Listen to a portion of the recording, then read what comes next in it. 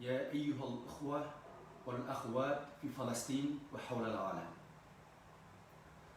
أنا أخوكم طاهر أمين أيغوريا. أنا أعيش في واشنطن وأعمل ناشطة في مجال حقوق الإنسان للشعب المسلمين الأيغور في تركستان الشرقية المحتلة بالصينيين منذ 70 عاما. أنا صديق للسيد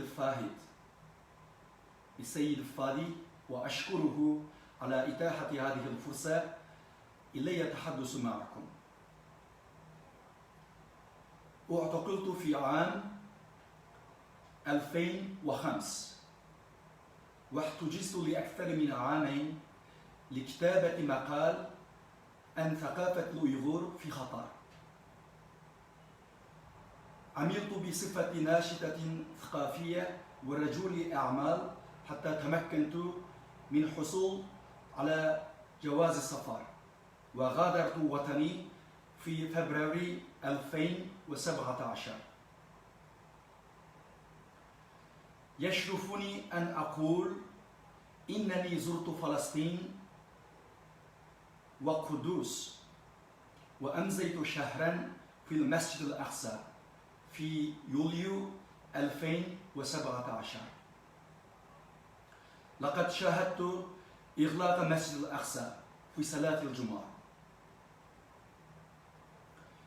أجبرت السلطات الصينية زوجتي على الطلاق بعد وصولي إلى الولايات المتحدة في أغسطس 2017. لم أتحدث مع ابنتي شهربانو منذ أكثر من عامين.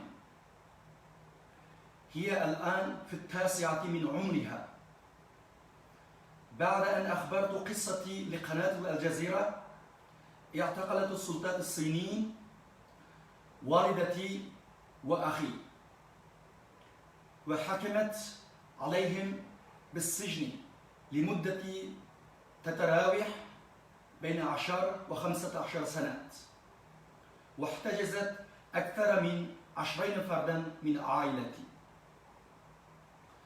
لقد قمت بتأسيس شبكة الأيغور الوطنية ووكالة الأيغور تايمز لرفع الوعي وتثقيف المزيد من الناس حول الإبادة الجماعية الصينية ضد شعب الأيغور. أريد أن أقول لكم إن الصين هي العدو الحقيقي للمسلمين في العالم. الصين تكره الإسلام والمسلمين. الصين تقول إن الإسلام مرض عقلي، الإسلام متخلف، المسلمون وحشي. لكن الصينيون هم أكثر الأمنيات قسوة وغير إنسانية. الآن أصبحت الصين نظاما شيوعيا وملحدا وفاشيا وعنصريا وغير أمينا ووحشيا. كل الأخبار والتقارير والشهود والبيانات التكنولوجية تثبت أن الصين احتجزت أكثر من 3 ملايين مسلما من الأيغور في المعسكرات الاعتقال. هدمت حكومة الصين آلاف المساجد وقتلت العلماء الإسلاميين وأحرقت القرآن وأجبرت النساء المسلمات على الزواج من الرجال الخان الصينيين. ولقد اغتصبوا النساء المسلمات الأيغورية من معسكرات الاعتقال.